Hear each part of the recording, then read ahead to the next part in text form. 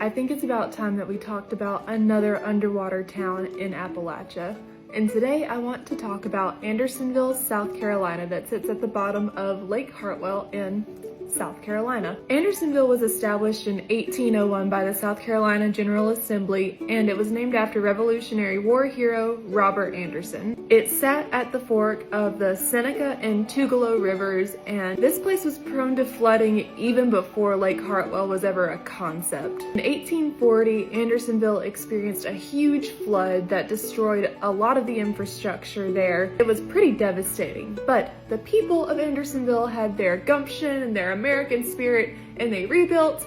And then in 1852, another flood came and just wreaked havoc once again. And then this really spelled the downfall of Andersonville. Because it was at the fork of these two major rivers, it relied heavily on the rivers for transportation for goods that they were sending out. But this was also in the age when the railroads were becoming more popular. A railroad was surveyed for Andersonville, but one was never built, and so the progress of the times kind of left poor Andersonville behind. In 1893, the Andersonville post office closed officially, and then it was just a place. One really cool thing that I came across while researching Andersonville was a book called Traditions and History of Anderson County by Louise Eyre Vandiver. And the reason why is because this book was published in 1928, after Andersonville was no longer a town, but before it was flooded by Lake Hartwell. And just as a little tribute to Andersonville, I'd like to read you a little bit from this book describing the town as it was. The town also supported a small cotton factory and a wool factory,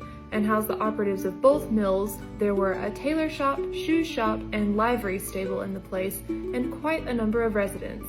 Andersonville was the cotton market for the whole of what is now called the Piedmont section of the state, and a large area of Georgia.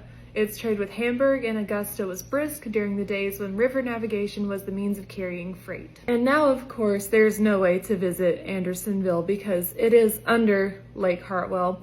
However, there is one piece of it that is not completely submerged called Andersonville Island, and it sits in the middle of Lake Hartwell. And I saw some really cool photos of this island that is still intact, and some of the road beds and foundations of buildings in a blog called Return to Andersonville. If you're ever in the mood to explore something like that, I highly recommend you check it out. That's it from me this time. There are really a surprising number of towns underneath lakes in the southeast, so this is going to be a longer series than I anticipated at first, so stick along if you're interested.